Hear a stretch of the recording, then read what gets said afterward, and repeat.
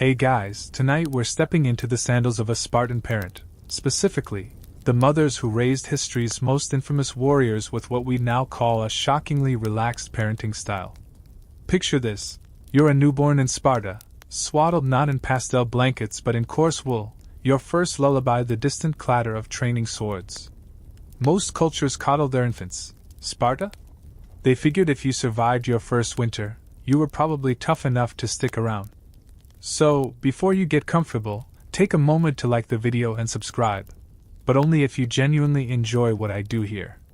And hey, drop a comment with where you're listening from and what time it is there. Now, dim the lights, maybe turn on a fan for that soft background hum, and let's ease into tonight's journey together. You've just been placed in your mother's arms after birth, and unlike elsewhere in Greece, there's no fancy naming ceremony. Spartan moms got straight to business. The first test wasn't official, it was just life. If you were weak or sickly, the elders might have taken one look and, well, let's just say Spartan childcare began with a brutal filtering system. But here's the twist: if you passed that initial hurdle, your early years were surprisingly gentle. Mainstream history loves the throw babies off cliffs myth. False, by the way. No cliff debris with infant bones has ever been found. The reality? Spartan mothers had a pragmatic approach: keep them alive, but don't coddle. Your crib? Probably a simple wooden box with a thin mattress. No suffocation hazards here, just airflow and firm support. Historians still argue whether the infamous infant swaddling was for warmth, or to train you early to tolerate discomfort, or maybe Spartan moms just wanted their hands free. Quirky tidbit: some accounts claim mothers rubbed wine on their babies' gums instead of honey, either to strengthen them or because Sparta's wine was basically grape juice. Either way, your pacifier was probably a wine-soaked cloth. And here's where Spartan moms defied expectations: they actually held their babies. A lot. Plutarch mentions mothers carrying infants everywhere, letting them observe daily life from the safety of their arms. No. Cry it out. Here, just a steady heartbeat and the rhythmic sway of a woman who could probably wrestle a goat if needed. The infamous Spartan swaddle, far from the cozy blanket burritos of modern nurseries. Picture this: you're a newborn in Sparta, and your mother wraps you tighter than a hoplite's grip on his spear. But here's the twist: this wasn't about comfort. That linen binding your limbs? It was Sparta's first gentle nudge toward discipline. Your tiny arms are pinned to your sides as your mother expertly folds the cloth. No fancy dyes here, just rough, undyed linen that smells faintly of olive oil and smoke. Historians still argue whether this swaddling was meant to promote proper bone growth, as the Spartans believed, or simply to keep you from flailing while she worked. Either way, you're basically a tiny, grumpy mummy. Mainstream fact: across ancient Greece, swaddling was common, but Sparta took it to extremes. Some accounts say babies stayed wrapped for up to 2 years, only unwrapped for cleaning and feeding. Modern pediatricians would faint. Quirky tidbit: there's a fragment from a lost Spartan poem that suggests some mothers secretly loosened the swaddling at night. A small act of rebellion against the system. Or maybe just because listening to a red-faced infant scream for hours wasn't anyone's idea of patriotism. You'd think this would lead to delayed mobility. But here's the surprise: Spartan children typically walked at the same age as others. Maybe all that rage built strong core muscles. Your mother watches your first wobbly steps with quiet pride. No clapping or baby talk here, but the corner of her mouth might twitch upward. Just don't expect a parade. In Sparta, walking is what you're supposed to do. The real genius of the swaddle? It solved the ancient version of "my baby won't sleep." Tightly wrapped, you can't startle yourself awake. No expensive bassinets needed, just a corner of the packed earth floor. Your mother might place you near the hearth, the fires crackle your white noise machine. The crying conundrum: Spartan mothers had an unusual approach to infant wails that would make modern sleep trainers blush. Picture this: you're a fussy Spartan baby working up a proper scream when suddenly, nothing. Not because you've been comforted, but because your mother has calmly walked away. Mainstream history tells us Spartan children were taught stoicism from birth, but the reality was more nuanced. Your mother wouldn't pick you up at every whimper, not out of cruelty, but because she believed you needed to learn self-reliance early. The first time you realize crying doesn't automatically summon help must have been quite the existential crisis for baby you. Quirky tidbit: some Spartan mothers reportedly used a unique method involving water clocks to time infant cries. If you stopped wailing before the water ran out, you got fed. If not, well, let's just say early Spartans learned the meaning of delayed gratification. Historians still argue whether this was truly neglect or brilliant behavioral conditioning. The surprising truth? Spartan mothers were actually closely observing your cries, they just responded differently. A hunger cry might get food after a wait, but a pain cry brought immediate attention. It was cry decoding avant la lettre. Your mother's philosophy was simple: if you're fed, clean, and unharmed, you can handle some discomfort. This might explain why Spartan adults were famously unbothered by minor pains they'd been practicing since infancy. At night, she might let you fuss for a bit before intervening. The real kicker? This approach often resulted in what modern parents pay sleep consultants thousands to achieve: babies who could settle themselves. Of course, if you were truly distressed, your mother's sandals would be slapping across the floor before you could take your next hiccuping breath. Spartan pragmatism at its finest, teaching resilience without crossing into cruelty. The Spartan toddler obstacle course, where your first steps were less about reaching mommy's arms and more about navigating a carefully curated case. Picture this: you're 3 years old, barely taller than a hoplite's shield, and your mother has arranged a series of play challenges in the courtyard. Stacks of wool blankets become hills to climb, a low wooden beam transforms into a balance bridge, and scattered pebbles serve as your first rough terrain simulation.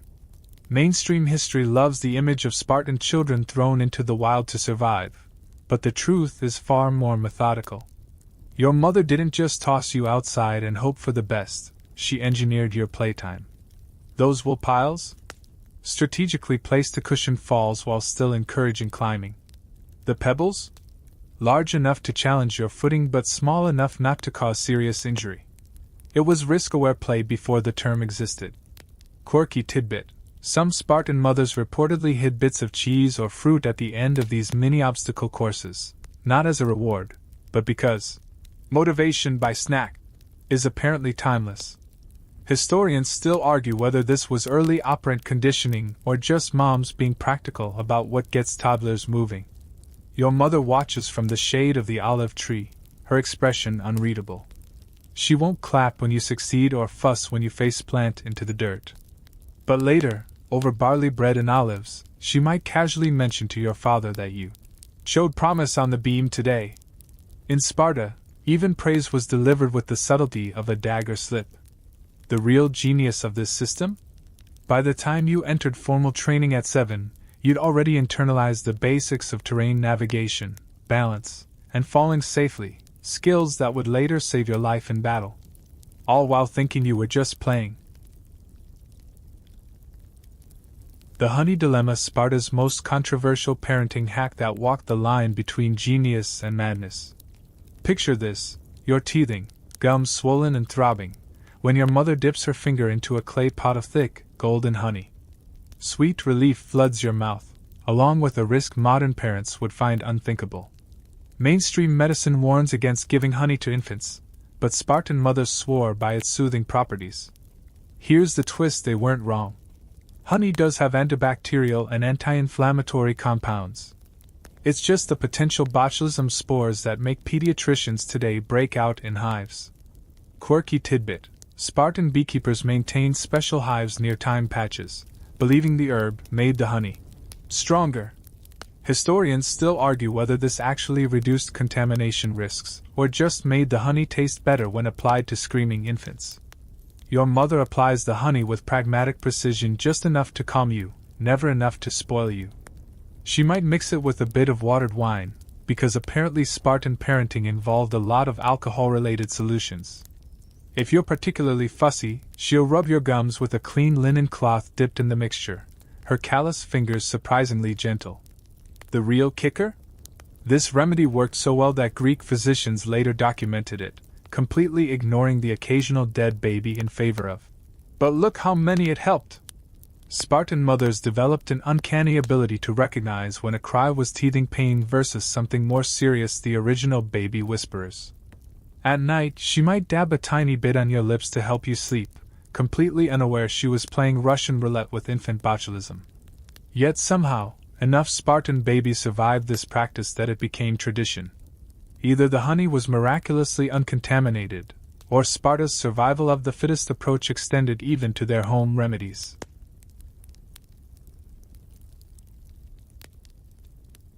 The Spartan baby whisperers how older siblings became unexpected parenting prodigies. Picture this: you're 4 years old, barely able to lift a water jug, and suddenly you're in charge of a squirming infant sibling. Your mother hasn't disappeared, she's probably spinning wool or managing the household, but she's deliberately given you this responsibility with the casualness of someone handing over a basket of figs. Mainstream history focuses on Sparta's warrior training, but the real secret weapon was their early leadership development. Your mother knows that nothing teaches responsibility faster than being put in charge of someone even more helpless than you. She'll show you how to support the baby's head, demonstrate the proper angle for feeding, then step back to observe. Quirky tidbit: Spartan children developed their own baby calming techniques that would make modern parents chuckle. Some would gently rock siblings while mimicking their mother's low humming. Others discovered that bouncing the baby in rhythm with marching drills outside often did the trick, Sparta's original white noise machine. Historians still argue whether this system produced exceptionally responsible children or just traumatized both siblings equally. The truth likely lay somewhere in between. You learn quickly that dropping your baby brother means more than just scolding, it means losing precious privileges like extra bread crusts or playtime in the courtyard. Your mother intervenes only when absolutely necessary, letting you problem solve first. Can't figure out why the baby's crying? She might ask leading questions rather than taking over. Did you check his toes? Sometimes the swaddling twists too tight. It's parenting training disguised as sibling care, creating generations of Spartans who could assess situations and act decisively. The real brilliance emerges years later when these same children, now soldiers, instinctively look out for younger recruits in training. That famous Spartan camaraderie didn't appear magically, it was baked into them through years of being both protector and protected in their own homes.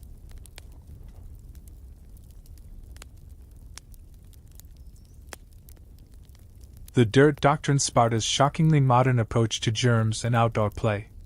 Picture this: you're crawling through the courtyard, your tiny hands black with soil, while your mother watches unconcerned from her weaving. A Athenian visitor might gasp at the sight, but in Sparta? This was considered essential infant training. Mainstream history portrays Spartan children as constantly scrubbed for inspections, but the reality of early childhood was messier. Your mother knew that children who played in dirt got sick less often, she just didn't know about immune system development. She called it building toughness, while Athenian mothers were busy bleaching everything in sight. Quirky tidbit: Spartan mothers had an uncanny classification system for dirt. Garden soil? Fine to eat. Animal pen muck? Wash immediately. Olive press residue? Somehow both medicinal and good for the complexion. Historians still argue whether this was folk wisdom or happy accident, but Spartan children did indeed suffer fewer childhood illnesses than their cleaner counterparts elsewhere in Greece. Your daily routine involved hours of outdoor time regardless of weather. Cold morning? Your mother would rub your limbs with olive oil before sending you out. Summer heat? You'd nap under the shade of grapevines, the earth beneath you still warm from the sun. This wasn't neglect, it was calculated exposure therapy. By the time you entered formal training, seasonal changes barely registered. The real genius emerged in the Agoj years.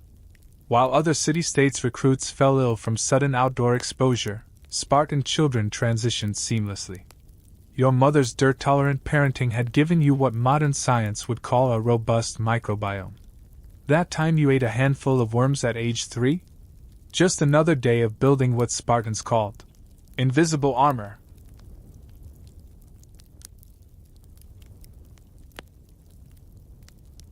Bedtime Stories, Spartan edition, where heroic legends doubled as sleep aids.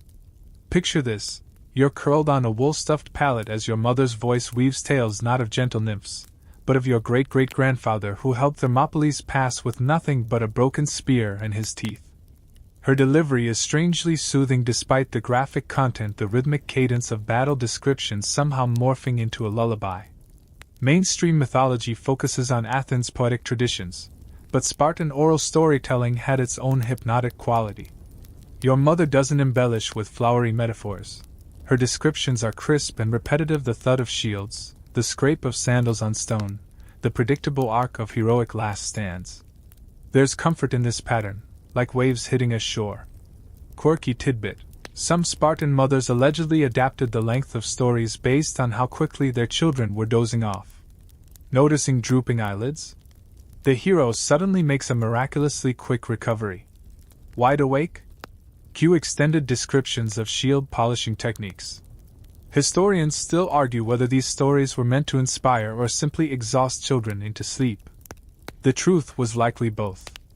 Your mother knows the exact moment when battle descriptions cross from exciting to monotonous, that precise point where the seventh retelling of how Uncle Titus deflected arrows with his abs becomes sleep-inducing rather than stimulating. The real magic happens in the telling. Her voice drops half an octave when she sees your eyelids flutter. Spear thrusts are described in slow motion. Even the climactic deaths are narrated with a yawn-like quality. Without realizing it, you're being conditioned to associate descriptions of combat with safety and comfort, perhaps Sparta's most brilliant psychological preparation of all. The cheese tests Sparta's most deliciously cruel assessment of pain tolerance. Picture this: you're 5 years old, sitting cross-legged on the sun-warmed courtyard stones as your mother places a wedge of aged goat cheese before you. It smells sharp and earthy, the good kind. Just as your fingers reach out, she calmly informs you this isn't snack time, it's test time. Mainstream history focuses on the agoge's brutal trials, but Spartan mothers conducted their own subtle evaluations. The rules are simple: you may eat the cheese, but must keep perfectly still while doing so. No squirming, no facial expressions, certainly no tears, even as the acidic bite makes your eyes water and your tongue recoil. Quirky tidbit: the cheese variety changed seasonally: salty brined wheels in summer, pungent aged blocks in winter. Some mothers allegedly kept notes on which types elicited the strongest reactions from which children, creating personalized pain tolerance profiles. Historians still argue whether this was truly about assessing future warrior potential, or just an inventive way to keep children quiet during important household tasks. Your mother watches with detached interest as you methodically chew, your face carefully blank despite the overwhelming urge to gag. She makes no comment when you finish, simply brushes the crumbs from your tunic and moves on, but you notice the extra honey dollop in your evening porridge. The real lesson isn't about enduring pain, but mastering visible reactions. That cheese might as well be tomorrow's battlefield wound, next year's harsh training, a lifetime of Spartan stoicism served one bite at a time. When you finally enter formal training years later, the older boys will marvel at your poker face. Little do they know you've been practicing since kindergarten with dairy products. The grandmother gambit, Sparta's secret weapon in child rearing. Picture this: just when you think you've mastered your mother's stoic parenting style, along comes your father's mother, a woman who survived 60 Spartan winters and knows exactly how to bend the system.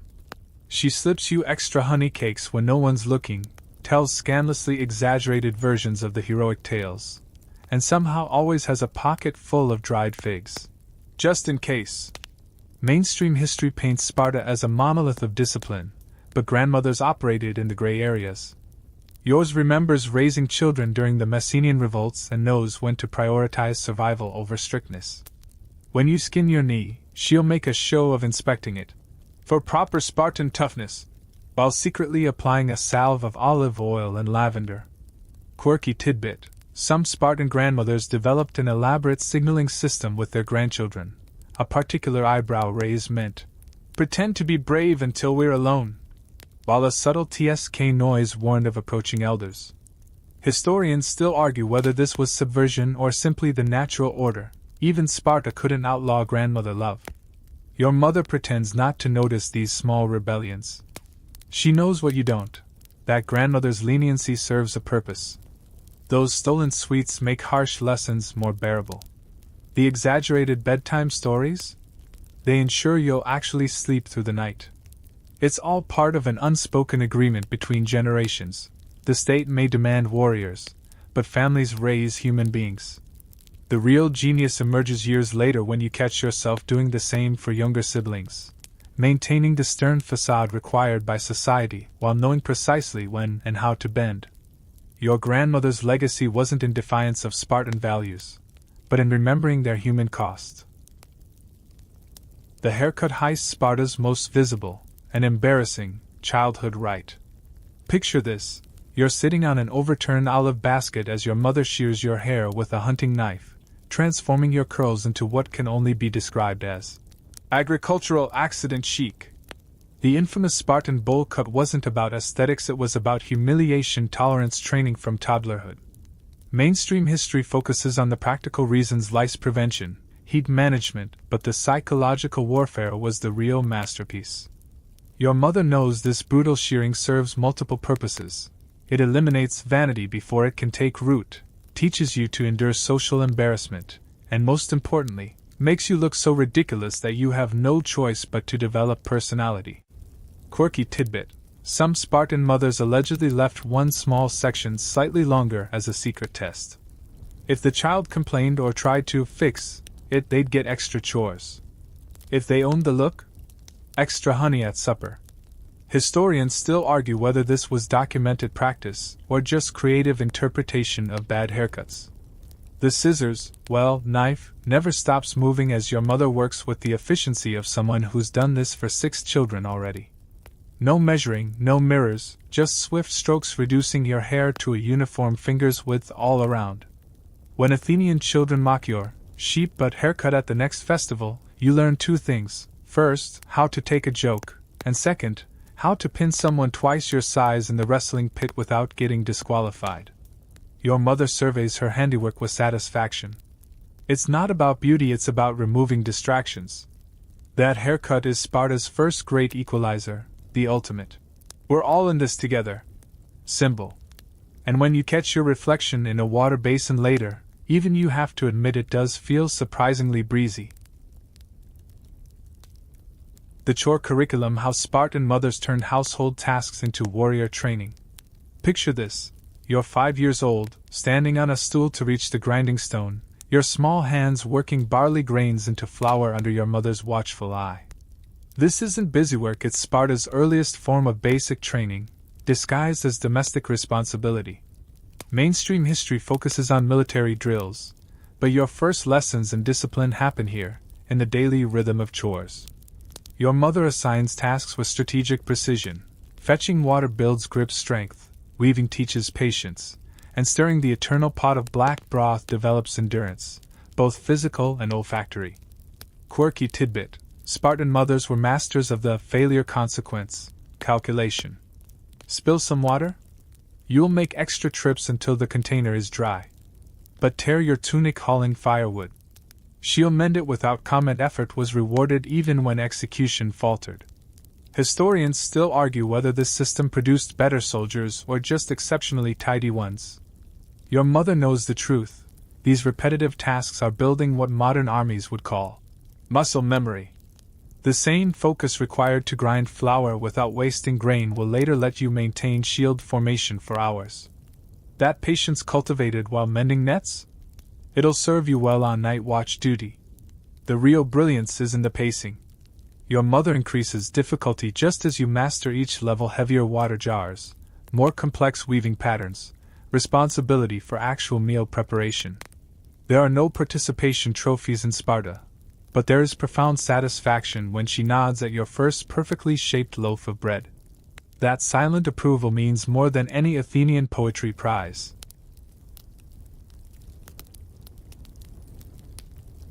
The picky eater paradox: Sparta's surprisingly nuanced approach to childhood nutrition. Picture this: you're sitting at the low family table, nose wrinkled at yet another bowl of black broth. When your mother does something shocking, she doesn't force you to eat it. Instead, she slides the bowl aside and places before you exactly the same meal, just rearranged to look different. Mainstream history loves the Spartans eat anything stereotype, but mothers knew the truth. Even future warriors go through picky phases. Your mother's solution? Psychological warfare disguised as culinary creativity. That same barley porridge might be served hot one day, cooled and sliced the next, or baked into hardtack for special marching rations. Quirky tidbit: some Spartan mothers developed an early form of food presentation therapy.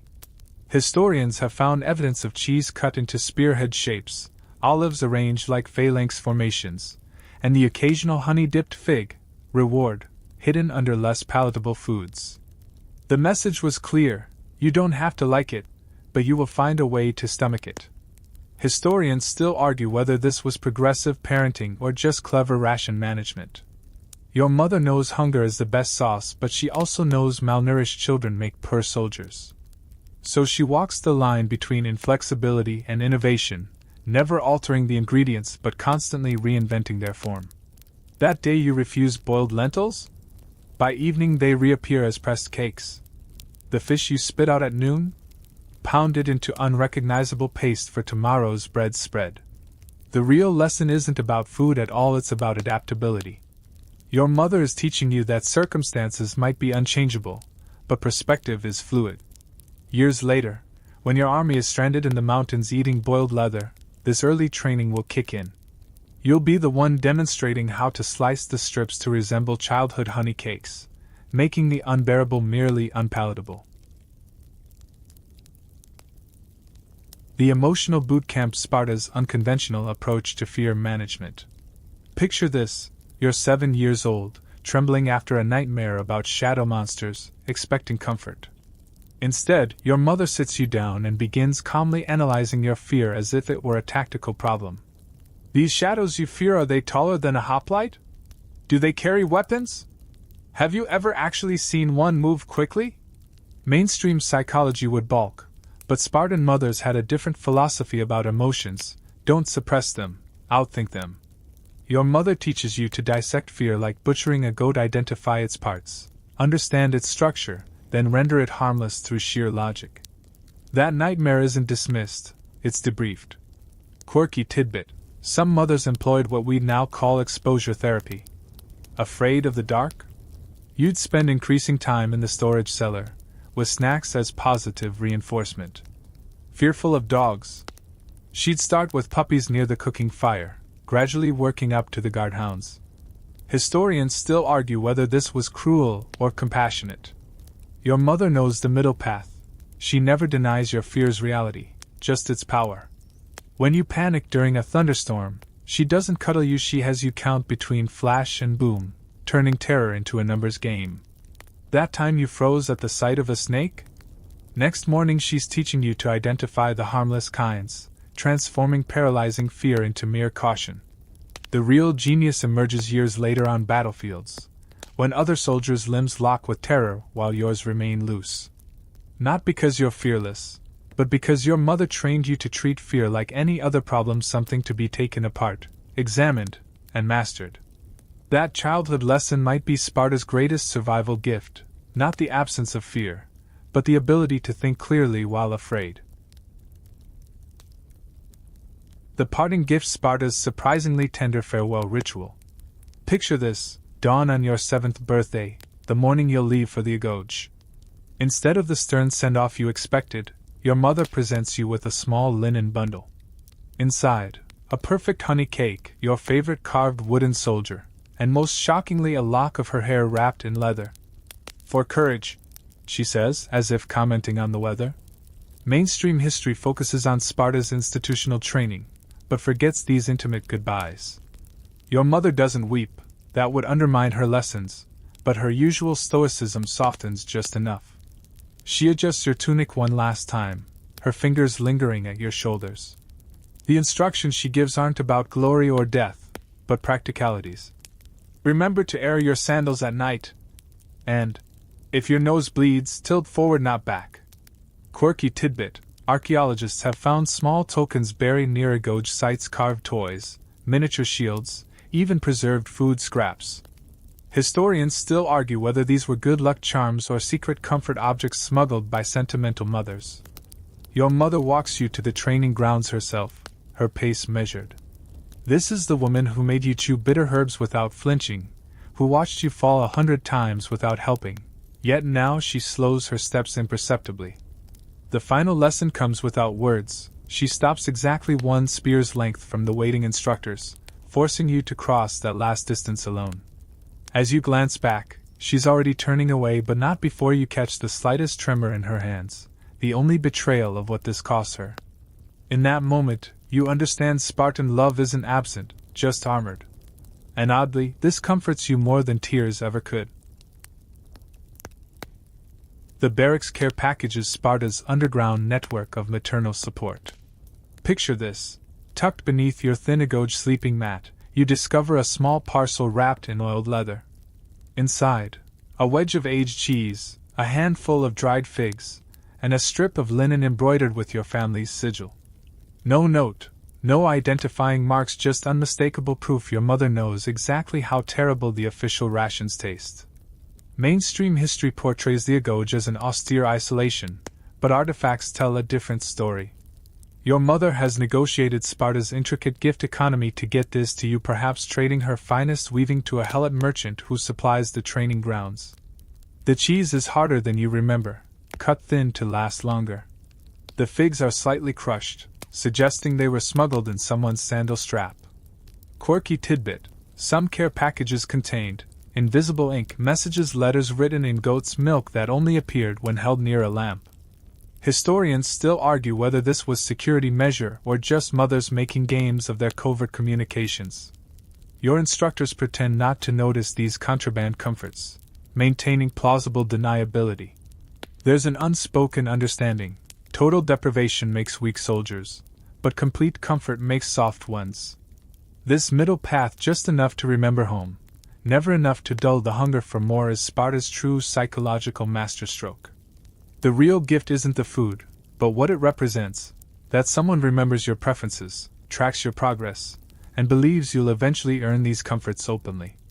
When you become a trainer years later, you'll continue this tradition with subtle nods, looking away as new recruits discover mysterious bundles under their mats. The festival loophole: how Spartan mothers weaponized religious holidays. Picture this: the Carnea festival's first dawn, and suddenly the rigid agoj rules relax just enough. Your mother appears bearing actual meat, not the usual black bra scrapings, and for one glorious day, no one comments as she fusses over your growing frame. Mainstream accounts focus on Sparta's military austerity, but its calendar was packed with divinely mandated breaks. Smart mothers exploited these. Yours measures your shoulders with her hands, clicks her tongue at some deficiency only she sees, and promptly shoves 3 honey cakes into your tunic. For energy. Quirky tidbit: some festivals included ritual feasts, where mothers could legally overfeed their children. Archaeologists have found festival grounds with unusually high concentrations of animal bones and dessert molds, the ancient equivalent of sneaking veggies into birthday cake. Historians still argue whether these respites strengthened or undermined Spartan discipline.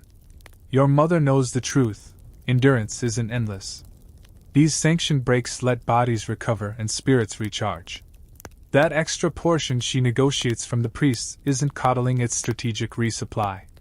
The real lesson comes when the festival ends. As she walks away without looking back, leaving you to return to training, you understand Spartan motherhood's ultimate paradox: fierce affection expressed through calculated absence. Those honey cakes will fuel your drills for weeks, each bite a reminder that tenderness and toughness aren't opposites, but necessary complements. The Helot Connection: Sparta's unofficial parenting assistance.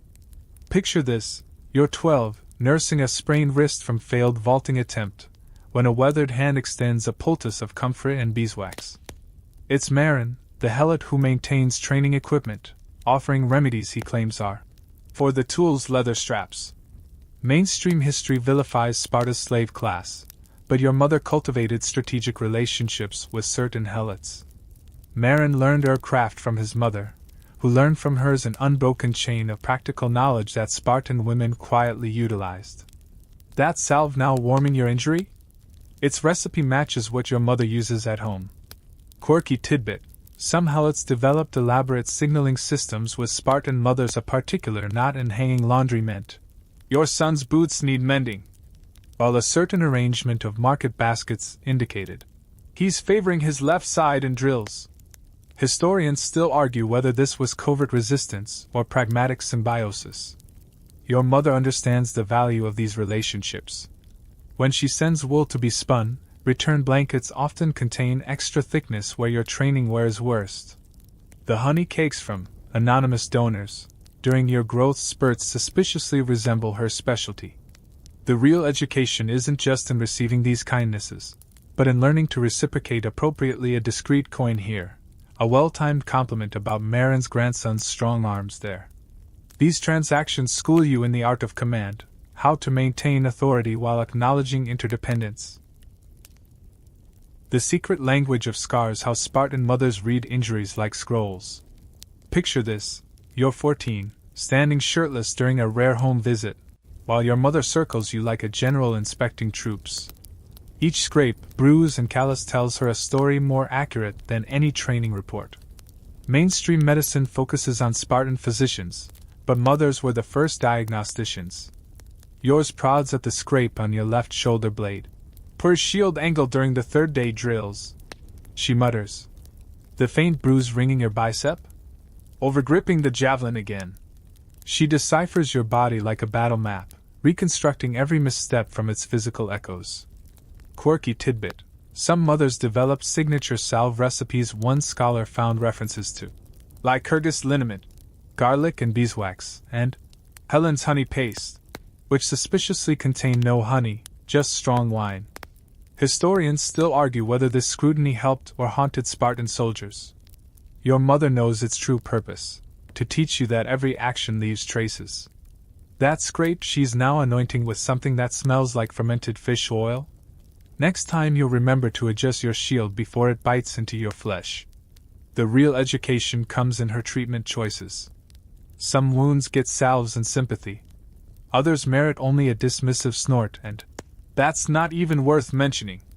In this way, she teaches you to distinguish between real injuries and mere discomfort, a lesson that will save your life when you're bleeding on some distant battlefield but still able to fight. The footwear conspiracy. Sparta's underground shoe modification network. Picture this: you're 15, feet aching from another day of marching in state-issued sandals that feel like walking on axe blades. Then you notice someone has stuffed lamb's wool into the straps exactly where your blisters are worst.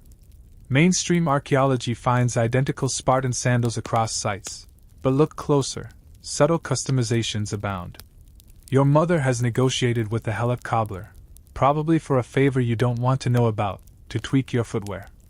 The adjustments are invisible to inspectors but transformative for your feet: slightly raised heel here, extra strap padding there. Quirky tidbit. Some mothers developed complex foot mapping systems using traced outlines on clay tablets.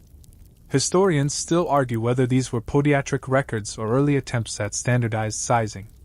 Your instructors pretend not to notice these modifications, maintaining the fiction of total uniformity. There's wisdom in this hypocrisy. The state demands conformity, but survival requires adaptability. Those wool strips your mother smuggled in, they're more than comfort, they're a masterclass in working within systems while honoring individual needs. The real lesson comes when you're promoted and given your first squad to train. You'll maintain perfect discipline while quietly noticing whose sandals need extra lining, who requires a wider strap. Like mother, like commander. The letters you never got. Sparta's censored correspondence system. Picture this: during a rare literacy lesson, your instructor, accidentally, distributes scrolls that include fragments of domestic letters. Your hands don't tremble as you recognize your mother's distinctive shorthand, all references to weakness or homesickness carefully redacted, only strategic advice remaining. Mainstream history claims Spartan boys received no familial communication, but the record fragments tell another story. Your mother has learned to write between the lines. Her inquiry about the status of your winter cloak actually asks if you've grown enough to need a new one. That comment about cousin Dianic's successful harvest subtly references a promotion you might aspire to. Quirky tidbit: some mothers developed numeric codes using harvest reports to convey messages. The barley yielded 3 to 1 might mean, endure 3 more months. Historians still argue whether this censorship protected or isolated young soldiers. Your mother understands its purpose: to maintain connections without fostering dependency. That scrap of parchment you're now reading between drill instructions? It's been vetted, edited, and approved not to deny comfort, but to ensure every word strengthens rather than softens. The real genius emerges when you realize even redaction teaches. By reading absences as carefully as words, you're learning to interpret battlefield reports, to discern truth from propaganda. That skill will later save your platoon from walking into an ambush others missed. The coming-of-age paradox: Sparta's ultimate maternal test. Picture this. The night before your Kryptia initiation, your mother appears unannounced at the barracks threshold. Without a word, she hands you a small bronze mirror, the first you've held since childhood. Mainstream rites focus on the physical trials, but this silent moment cuts deeper. As you study your reflection, the scars, the sun-leathered skin, the eyes that have seen too much for 18 years, she offers no praise, only observation. Your father's nose finally broke properly. Quirky tidbit: some mothers gifted specific items based on perceived weaknesses: linen wraps for boys who'd struggled with cold tolerance, extra sandal straps for those prone to blisters. Archaeologists find these tokens disproportionately in graves of young soldiers. Historians still argue whether this ritual represented true vulnerability or just another test. Your mother's gift isn't about vanity. It's about confronting the man you've become versus the child she remembers. That faint tremor in her hands as she takes back the mirror? More unnerving than any initiation trial. The real challenge comes after she leaves. Do you cling to that moment of tenderness or lock it away? Your choice in this private crucible will shape what kind of man, what kind of Spartan you become. The homecoming illusion: Sparta's ultimate maternal deception. Picture this. After your first successful campaign, you return expecting fanfare. Your mother greets you with the same nod she'd give a servant bringing firewood. Only later do you notice the extra honey in your wine, the new cloak folded at your bedside, the way every guest is casually reminded of your accomplishments. Mainstream history records Spartan mothers as famously stoic, but artifacts suggest elaborate behind-the-scenes pride. Your mother's apparent indifference is performance art. She's already negotiated your marriage prospects, updated the family shrine with your deeds, and possibly bribed a poet for subtle lyrical references. Quirky tidbit: some mothers maintained achievement chests. Excavated examples contain everything from first broken spearheads to enemy cloak clasps, all meticulously preserved without sentimental notation. Historians still argue whether this emotional restraint strengthened or damaged Spartan society. Your mother knows the truth: unchecked pride kills as surely as cowardice. That barely perceptible squeeze of your forearm when she thinks no one's looking? More valuable than any public praise. The real revelation comes years later, when you find her old weaving basket and discover your childhood tunic carefully preserved beneath the wool. Not mended for reuse, not repurposed, kept whole, despite Sparta's famous frugality. In this moment, you finally understand the depth of her sacrifice. She loved you enough to make you strong enough to survive without her. The fire's embers glow faint now, like memories of those Spartan hearths. Perhaps you're floating between wakefulness and sleep, imagining the scent of sun-warmed olive groves and the sound of distant marching songs. Those mothers of legend were neither the unfeeling monsters of Athenian propaganda nor the sentimental figures of modern imagination. They were women who loved in the language their world demanded, through calculated absences and precise interventions, through tough lessons and secret comforts.